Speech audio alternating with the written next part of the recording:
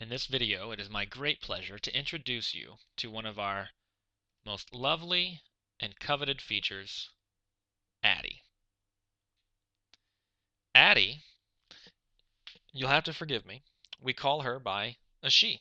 We personify Addy because she's become so intelligent and so integral into the use and workflow within AddressTwo that you'll understand why we refer to Addy like she's a real person all the time, even though she truly is nothing more than a computer program. I want to start from the simplest functions of Addy and going into the more complex. Addy was originally created for one simple purpose, and that was to add history to AddressTwo, adding history specifically related to emails. When we email somebody, we want that history to go into the history of their account in the CRM.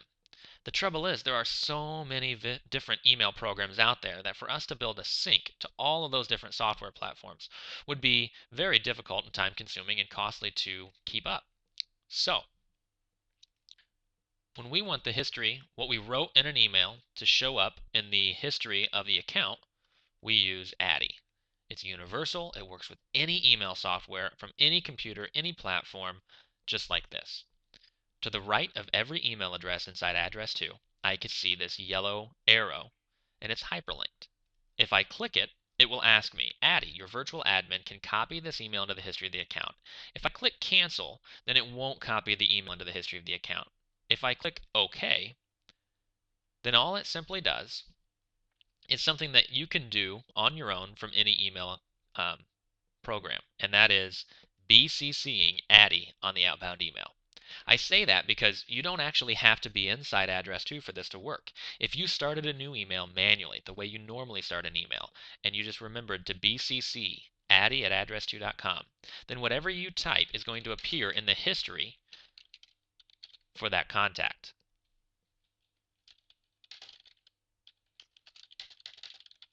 When I send this email, it goes to the contact, of course, as usual. Addy gets a copy of it, though, and she's able to identify who you are because you're sending from your email address. It knows who the email came from. She's able to identify who you're sending to because of the recipient of the email. And then she's able to copy the entire content of the email, put it into the history, date stamped, and there for archival purposes. A couple of notes about this. It's only going to work for one contact. So if I were sending this to multiple people, it's only going to record the history for the first one. Second thing is, Addy can be either blind carbon copied or carbon copied. Oftentimes I'll carbon copy it simply because it's faster to get to that field than it is to the BCC field. It'll work either way. This is going to go into the history of the account, and it will look something like this email down here.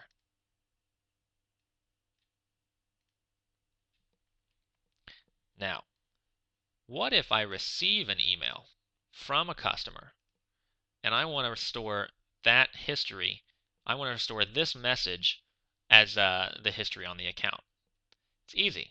All I need to do is forward this email directly to Addy, and she's going to receive the email. Once again, she knows who you are. Now, how does she know which contact to tie this to? And that's a tricky part. 99% of all email software is going to add this into the forwarded message. You want to leave this intact. It tells details about who the email originally came from, when it was sent, and that's what Addy's going to look for. This email address is what she'll use in order to identify the original contact that sent you the message. Now, why do I make a point of that? Because if you have a signature and that signature is automatically inserted into the forwards from your email software, and that signature includes your email address, which mine doesn't, but I'll add it here for the sake of example. What Addy's going to do is she's actually going to find this email first. She won't know the difference. She won't know that that's not the person who sent the original email. And what you'll find is that Addy will be recording these histories on your account in your software. That's not what you wanted. The simple fix is to make sure that your signatures are not included on the forwards that you send to Addy. She'll receive the message. She'll see this email address. She'll be able to identify Mark Dare as the original sender, and she'll store that into the history.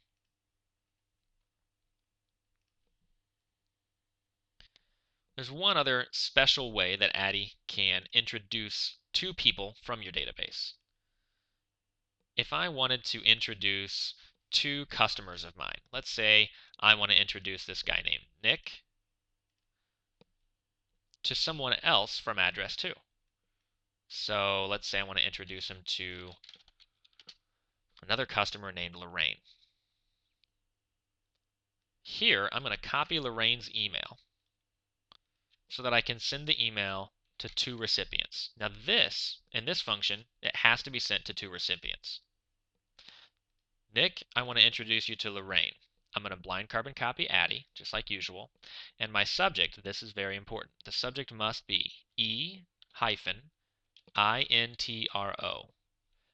Just needs to start with those 7 characters. Everything else could be changed. It could be E-introduction, for example.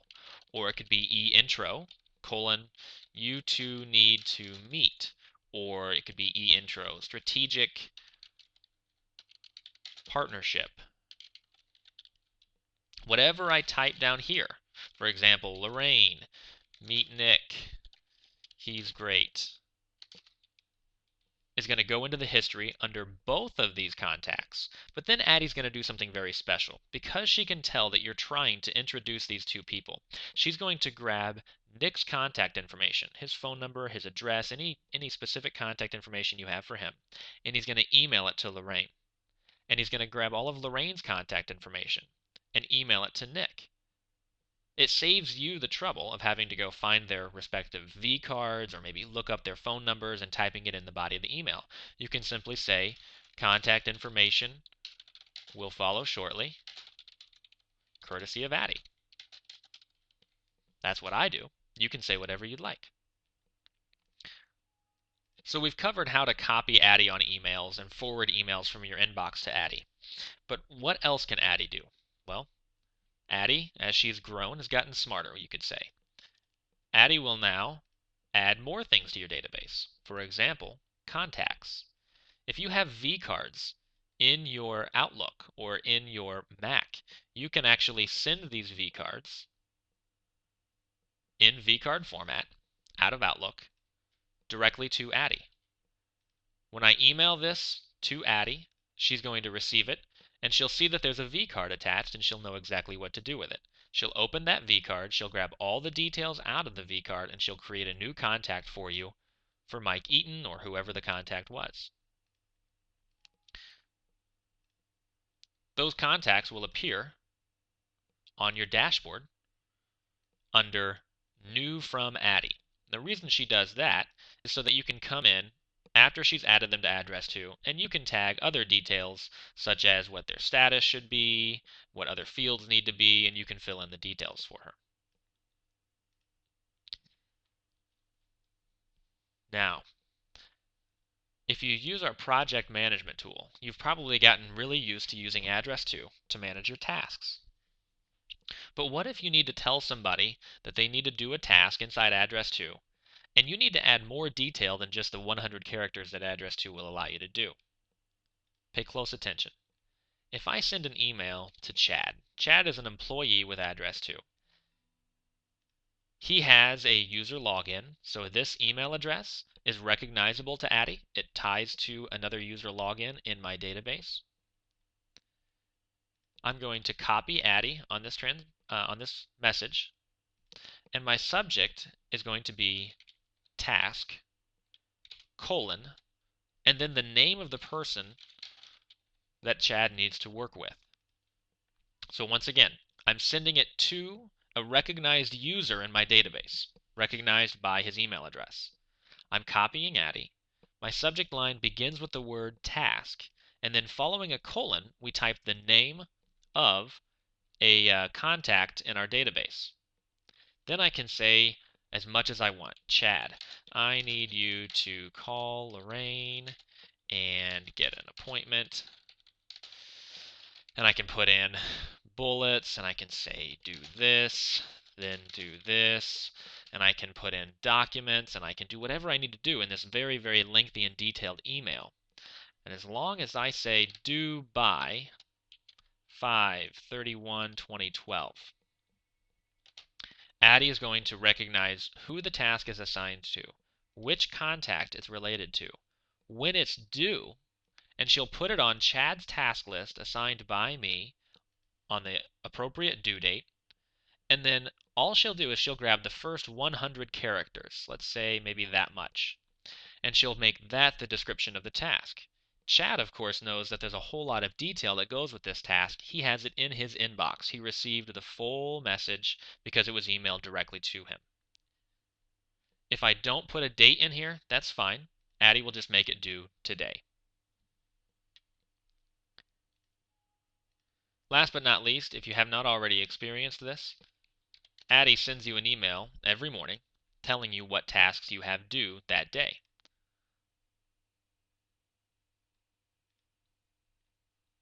The email looks like this. If you have past due tasks, they're in red, and the tasks due today are in black. If you click any one of these links, it's going to automatically log you into AddressTwo and put you right on the exact project and or contact that the task was pertaining to.